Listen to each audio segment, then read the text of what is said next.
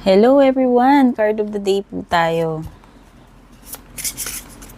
Check natin ano yung pinaka-message sa inyo para sa araw na to.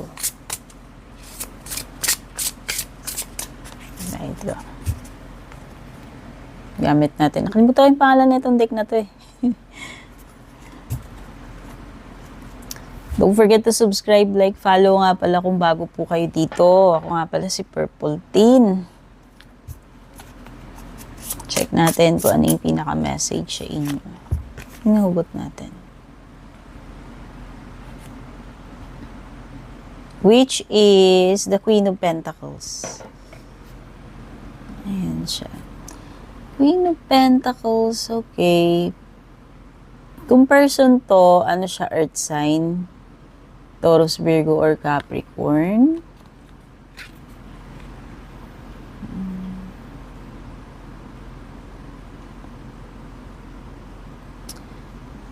So, we're having difficulty pagdating sa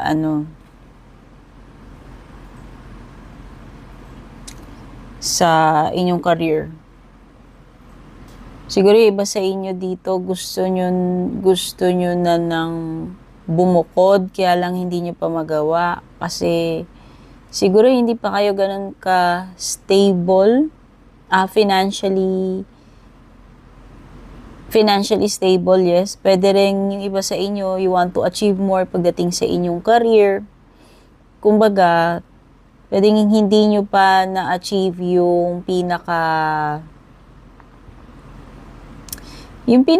ninyo pagdating sa inyong career, no? Siguro gusto nyo pang umangat yung ninyo, yung position ninyo. Ma-promote, yan, ganyan. So, some of you are still working on para ma-achieve nyo yung full potential ninyo pagdating sa inyong career.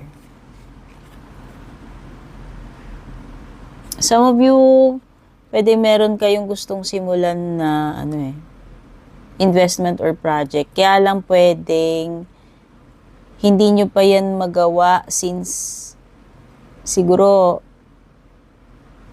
hindi pa enough yung money na kailangan ninyo para dyan. Okay? So,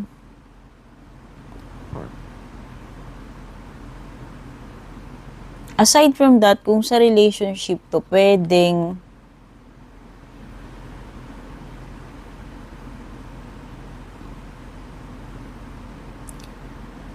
nagkaka-problem kayo ngayon sa relationship ninyo kasi pwedeng may imbalance. Siguro yung iba sa inyo siguro masyado kayong yung oras ninyo, kumbaga, puro sa trabaho na lang, and siguro isa sa mga na-encounter ninyong problem, kakulangan ng time sa isa't isa. Ayan.